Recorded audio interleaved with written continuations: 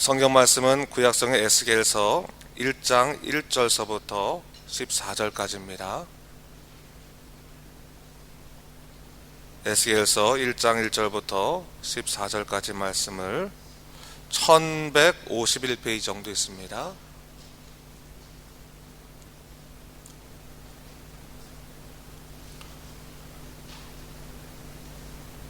구약성경 에스겔서 1장 1절부터 14절까지 교독해서 읽겠습니다.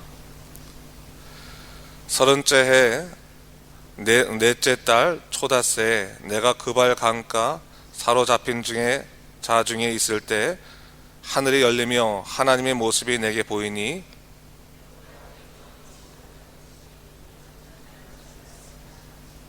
갈대아 땅 그발 강가에서 여호와의 말씀이 부시의 아들 제사장 나 에스겔에게 특별히 임하고 여호와의 권능이 내 위에 있으리라.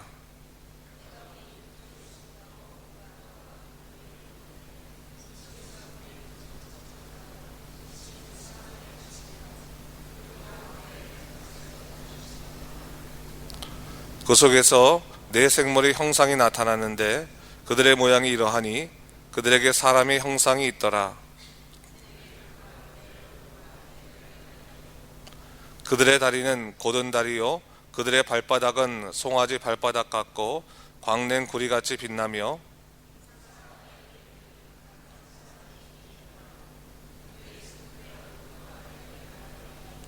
날개는 다 서로 연하였으며 갈 때에는 돌이키지 아니하고 일제히 앞으로 곧게 행하며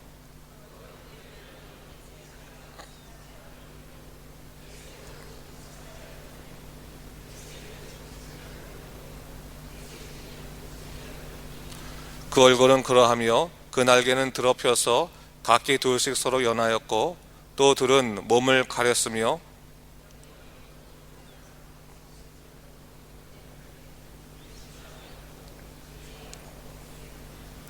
또 생물들의 모양은 타는 숯불과 햇불 모양 같은데 그 불이 그 생물 사이에서 오르락내리락하며 그 불은 광채가 있고 그 가운데에서는 번개가 나며 그 생물들은 번개 모양같이 왕래하더라. 아멘. 오늘 새벽에 주님의 말씀을 듣기 위해서 함께 나온 여러분들을 주님의 이름으로 환영합니다. 오늘부터 에스겔서를 함께 읽게 되는데요. 에스겔서는 에스겔이 쓴 예언서로 그가 유다왕 여호야긴과 함께 바벨론 포로로 끌려온 지 5년이 됐을 때 그발 강가에서 하나님으로부터 이상을 받은 후에 적은 선지서입니다. 사실은 이 책은 참 중요한 책이긴 하지만 상당히 해석하기 어려운 책입니다. 그래서 많은 사람들에게 함께 더불어 말씀으로 읽혀지진 않았는데 오늘 여러분들 오늘부터 하나하나 그 의미를 묵상하면서 우리가 함께 읽었으면 좋겠습니다. 에스겔의 이름의 뜻은 뭐냐? 하나님이 강하게 하실 것이다, 이런 의미입니다. 이름 자체가 우리에게 큰 의미가 있고 위로가 되는 말이죠. 유다 백성들이 세 차례에 걸쳐서 바벨론의 포로로 끌려갔습니다. 여러분이 잘 아시는 이 다니엘은 1차 포로 때 유다 백성들과 더불어서 포로로 끌려갔고 2차 때 이르러서는 오늘 본문에서 우리가 나온 에스겔과 유다의 왕이었던 여호야긴이 그 바벨론의 포로로 끌려갔습니다. 3차 포로 때는 그 밖에 나머지 백성들이 끌려가게 되는데 이 에스겔은 오늘 성경 말씀을 보니까 부시의 아들로 유다의 제사장 출신인 사람인 것을 볼 수 있습니다. 보통의 경우에는 제사장이면 제사장, 그리고 선지자면 선지자 이렇게 부름을 받는데 오늘 본문을 보니까 특별히 에스겔은 제사장이면서 하나님께 부름을 받은 선지자였다, 그렇게 성경이 기록하고 있습니다. 오늘 본문의 1절에 보니까 그가 30살에 소명을 받게 되죠. 그리고 3절에 보니까 그가 그발 강가에서 이상을 보게 되었다라고 얘기하고 있습니다. 3절 말씀을 제가 한번 읽어보겠습니다. 보세요. 갈대의 땅 그발 강가에서 여호와의 말씀이 부시의 아들 제사장 나 에스겔에게 특별히 임하고 여호와의 권능이 내 위에 있으리라 했어요. 하나님이 이상을 본 다음에 그가 그 이상을 적어 내려가고 있는 것입니다. 마치 요한계시록에 사도 요한이 반모섬에서 하나님의 이상을 경험하고 나서 그렇게 말씀을 적어 내려가는 것처럼 오늘 에스겔도 하나님의 이상을 그가 접하고 난 다음에 하나님의 말씀을 적어 내려가고 있습니다. 오늘 본문을 보니까 그가 하나님의 이상을 받은 곳을 갈대아 땅 그발 강가라 그렇게 말하고 있습니다. 갈대아 땅이라고 하는 것은 바벨론 땅을 말하는 겁니다. 물론 바벨론 땅 전 지역을 말하는 것은 아니지만 갈대아 사람 이렇게 성경에서 말하면 그건 바벨론 사람을 말하는 것이고, 갈대아 땅 그러면 바벨론 땅을 말하는 겁니다. 그 바벨로니아 땅 중에서 어느 곳이냐? 그발 강가다 이렇게 얘기하고 있는데, 당시에 이 바벨론은 한 민족들을 이렇게 점령하고 나면 그 민족들을 자기 포로로 끌고 갔습니다. 포로로 끌고 가서 각 지역에다 흩어져서 강제로 거주하게 만들었는데, 유다 백성들도 그렇게 거주하게 만든 곳 중에 하나가 바로 그발 강가였다고 하는 겁니다. 그래서 학자들의 연구에 따르면 이 그발 강가라는 것은 원래는 아수르 사람들의 땅이었는데, 아수르 사람들 다 쫓아내고 난 다음에 인구가 감소할 수 있으니까 유다 사람들을 불러서 이렇게 강제로 그것에 거주하게 만들었다라고 하는 것을 얘기하고 있습니다. 그러니까 이 그발 강가는 뭡니까? 유대인들이 포로로 끌려와 있었던 곳이 바로 이 그발 강가라고 하는 겁니다. 나라를 잃어버리고 모든 소망을 잃어버리고 절망으로 살 수밖에 없는 그 그발 강가, 그 절망의 자리, 그 절망의 자리에 하나님께서 찾아오셨다라고 하는 것이 오늘 본문의 시작인 것입니다. 미래적인 소망이 없고, 그리고 도저히 어느 곳에서도 희망을 찾을 수 없는 그러한 절망의 자리에 하나님이 찾아오심으로 주의 말씀이 시작되었다라고 하는 것을 오늘 성경이 얘기하고 있는 겁니다.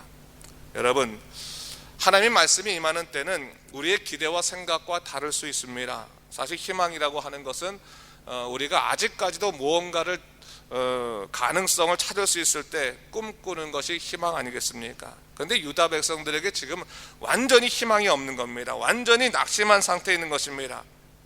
아무것도 생각할 수 없는 그 자리에 하나님의 말씀이 임하기 시작하면서 유다 백성들에게 새로운 소망이 시작되었다라고 하는 것을 성경이 얘기하고 있는 것이죠. 사실은 유다 백성들이 바벨론 포로를 몇 년을 지내냐면 70년을 지냅니다. 아직까지 포로기의 첫 번째 초반기였기 때문에 그들이 앞으로 지내야 될 포로 시대는 많았습니다. 어떻게 보면 어려운 시대는 아직까지 많이 남아 있었습니다. 그러나 하나님의 말씀이 임한 그때부터 시작해서는 그들은 절망의 시대를 사는 것이 아니라 뭐예요? 미래를 향한 소망의 시대를 살아가고 있다는 것을 우리가 알 수 있는 겁니다. 여러분, 하나님의 사람들은 환경을 통해서 자기의 희망과 소망을 찾지 않습니다. 하나님의 사람들은 무엇을 통해 소망을 찾습니까? 하나님의 말씀이 내게 있느냐 없느냐가 소망의 중요한 기준이 된다는 것이 잊지 말아야 됩니다. 아무리 어려운 삶을 살고 있다 할지라도, 아무리 고통스러운 삶을 살고 있다 할지라도 내가 말씀에 의지하여 살아갈 수 있다면 그 사람은 소망이 있는 사람입니다. 그러나 아무리 환경이 좋다 할지라도, 아무리 모든 것이 잘 풀려간다 할지라도 말씀을 잃어버리고 세상을 쫓아가는 삶을 살아가는 사람들은 희망이 없는 사람들입니다. 오늘 본문은 그러한 의미에서 이 에스겔에게 하나님의 말씀이 임함으로 인해서 무엇을 선포하고 있느냐? 너는 소망 있는 사람이다 라고 하는 것입니다. 유다 백성들은 희망의 백성이다, 약속의 백성이다, 소망의 백성이다 라고 하는 사실을 오늘 본문에서 가르쳐 주고 있다는 사실입니다. 오늘 본문 4절을 보게 되니까요, 하나님의 이상이 오는 과정을 그리고 있습니다. 이 폭풍과 큰 구름, 그 속에서 불이 번쩍번쩍하고 사방에서 이 불이 비치는 가운데 그 속에 내 생명의 형상이 나타나고 있는 것을 볼 수가 있습니다. 자, 오늘 첫 번째 하나님의 놀라운 이상이 임할 때 첫 번째로 보여준 것은 뭐냐? 그것은 다름 아닌 하나님의 형상의 모습을 통해서 무엇을 보여주고 있어요? 하나님의 임재를 그들에게 선포하고 있다고 하는 것이 오늘 에스겔의 이상의 첫 번째 모습이라는 사실입니다. 여러분, 절망의 자리에서 그들에게 희망되는 소식이 뭘까요? 어떻게 보면 포로된 자에게는 자유의 메시지를, 실패한 자에게는 다시금 회복의 메시지를, 병든 자에는 치유의 메시지를 받는 것이 가장 어떻게 보면 그 기다리고 있는 메시지가 아니겠습니까? 그런데 오늘 본문에서 에스겔에게 임한 첫 번째 이상은 상황에 관한 것이 아니었다고 하는 거예요. 하나님께서 에스겔을 통해서 보여주신 첫 번째 이상은 상황에 관한 것이 아니라 뭐냐? 당신의 임재에 관한 것을 보여주셨다라고 하는 것이 오늘 성경의 말씀입니다. 제가요 어저께 이 말씀을 보면서 주석을 좀 찾아봤습니다. 주석들에게는 이 형상에 대한 부분들, 이 하나님의 임재에 관한 부분들, 이런 이상에 관한 부분들 어떻게 좀 표현되어 있나라고 봤더니 많은 주석을 찾아봤지만 그 주석에서 별다르게 설명한 내용들이 없습니다. 왜 없을까 했더니 그 이상을 억지로 해석하면 안 된다는 의미에서 그 이상을 그냥 말씀 그대로 받아들이라는 의미에서 해석이 많이 나와 있지 않는 거예요. 나는 이 다리는 무엇을 의미하고 어떤 것을 무엇을 의미하고 이게 하나하나 좀 이렇게 분석해서 보려고 했더니 그 분석이 나와 있지 않아요. 이상을 이상대로 받아들이라고 하는 거예요. 그러다 보니까 제가 말씀을 준비하면서 곰곰이 생각해 봤어요. 그 이상이 주는 것이 뭘까? 이 이상이 이 에스겔에게 어떻게 임했을까라고 생각해 봤어요. 근데 이런 생각이 들더라고요.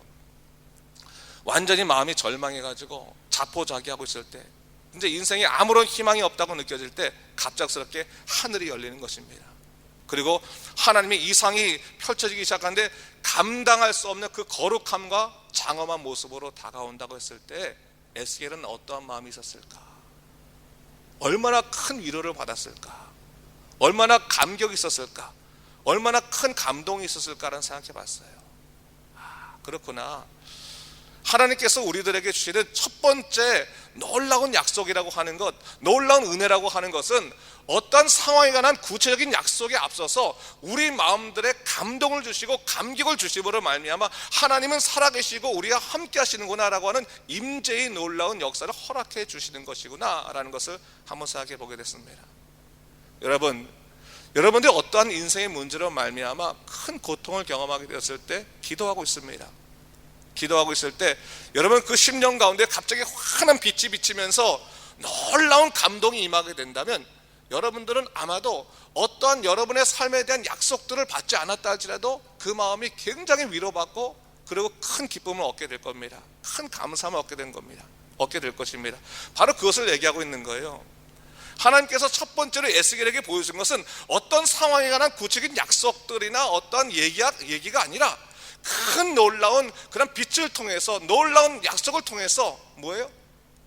그의 마음을 위로하시고 그를 새롭게 하셨다고 하는 것이 오늘 본문의 첫 번째 등장하는 이상의 모습이었다는 사실입니다.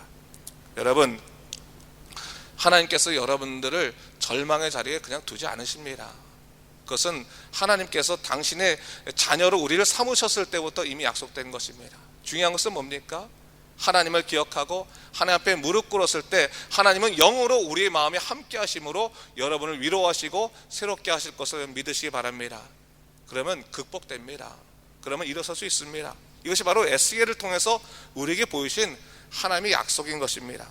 근데 오늘 본문을 보니까 제가 가만히 어저께 또 주석에 대한 내용을 쭉 보다 보니까 이 주석 중에서 해석한 내용들이 또 있어요. 해석을 다 안 한 것이 아니라 해석한 내용들이 있는데 그 내용들 중에 가장 핵심적으로 드러내 있는 것이 뭐냐면 내 생물의 얼굴에 관한 부분입니다. 얼굴에 관한 부분. 이 내 생물이 똑같이 얼굴에 동서남북으로 이렇게 이 얼굴이 다른데 뭐라고 말하고 있습니까? 이 앞모습은 사람의 모습을 갖고 있는 것이 있고, 하나는 사자의 모습을 갖고 있고, 또 하나는 소의 모습을 갖고 있고, 하나는 독수리의 얼굴을 갖고 있죠. 10절 말씀인데 제가 한번 10절 말씀을 읽어볼까요? 그 얼굴들의 모양은 넷의 앞은 사람의 얼굴이요, 넷의 오른쪽은 사자의 얼굴이요, 넷의 왼쪽은 소의 얼굴이요, 넷의 뒤는 독수리의 얼굴이니 라고 말하고 있어요. 이 본문 말씀이 상당히 중요한 말씀이더라고요. 왜냐하면 초기 기독교에서부터 이 말씀을 갖고 예수 그리스도와 같이 연결하면서 생각하게 된 것이 교회의 전통입니다. 여러분, 우리 복음서 보면 사복음서가 있지 않습니까? 어떤 복음서가 있어요? 마태, 마가, 누가, 요한. 이 4복음서를 우리가 보통 말할 때 우리가 누가복음을 사람복음서라고 말합니다. 인자에 관한 것을 나타내 사람복음 이렇게 말을 하고, 마태복음은 사자복음이라고 말해요. 그래서 왕으로 오신 예수 그리스도를 상징하는 모습들을 나타내고 있고, 마가복음을 황소복음이라고 말하는데, 이것은 뭐냐면 우리 희생의 제물로 오신 예수 그리스도를 상징하는 의미에서 황소복음이라고 말하고, 요한복음을 독수리복음이라고 말하거든요. 이건 신학적으로 예수 그리스도의 하나님 되심을 상징하고 있기 때문에 독수리복음이라고 말을 합니다. 이 네 가지 복음서가 왜 나는 이 사자복음, 그 사람복음, 그리고 황소복음, 그리고 독수리복음인가 했더니 바로 이 에스겔의 말씀을 갖고 연결시킨 거였어요. 그러니까 이 에스겔의 말씀을 통해서 결국 무엇을 얘기하고 있느냐? 다가오실 메시아 예수 그리스도를 상징하고 증거하고 있는 말씀이다라고 하는 의미에서 이 말씀이 선포되고 있다고 하는 거예요. 이 말은 뭡니까? 이스라엘 백성들이 완전히 포로로 끌려가서 나라를 잃어버리고, 그리고 모든 그런 희망을 잃어버리는데 절망의 상태에 있을 때 하나님이 첫 번째로 주신 약속은 뭐냐? 내가 너에게 메시아를 보냄으로 말미암아 너희를 반드시 일으켜 세우겠다라고 하는 하나님의 약속의 말씀이 유다 백성에게 임했다라고 하는 것을 얘기하고 있는 거예요. 여러분, 이것은 우리들에게도 마찬가지입니다. 이 에스겔서를 시작하면서 우리가 첫 번째로 바랄 것은 뭐냐? 우리 인생의 진정한 희망은 어디서부터 오느냐라는 것을 얘기하고 있는 거예요. 하나님이 임재와 더불어서 예수 그리스도의 복음이 임할 때 우리 인생에는 진정한 희망이 시작된다라고 하는 것을 이 에스겔서를 통해서도 우리에게 보여주고 있는 것입니다. 성경에서 줄기차게 얘기하는 것 중에 하나가 뭐냐? 너희 인생의 참된 복음이 뭐냐? 너희 인생의 참된 희망이 무엇이냐? 바로 너희 인생에 예수 그리스도께서 너희 주님이 되셔서 온전히 임하셨을 때 그것이 너희 인생의 참된 희망이고 소망이다라고 하는 것을 얘기해 준다고 하는 것입니다.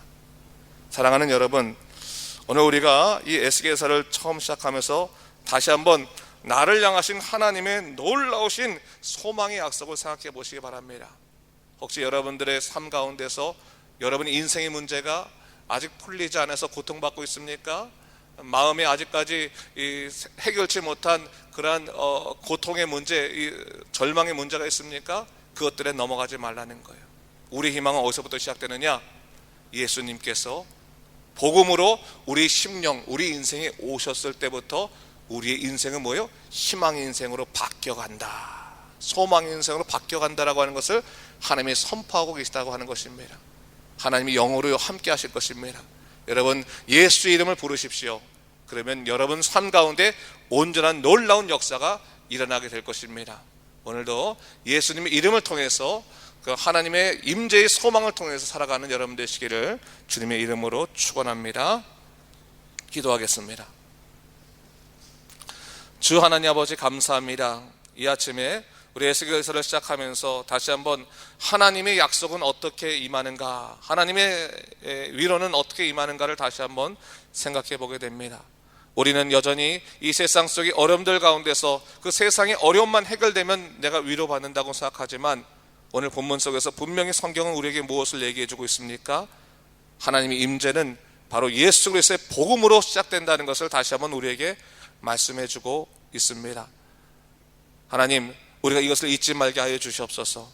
예수님 안에서 온전한 삶의 희망을 찾게 하여 주시고, 예수님 안에서 모든 것을 새롭게 시작할 수 있도록 주여 우리를 이끌어 주시옵소서. 감사드리며 이 모든 말씀 우리 주 예수 그리스도 이름으로 기도드립니다. 아멘.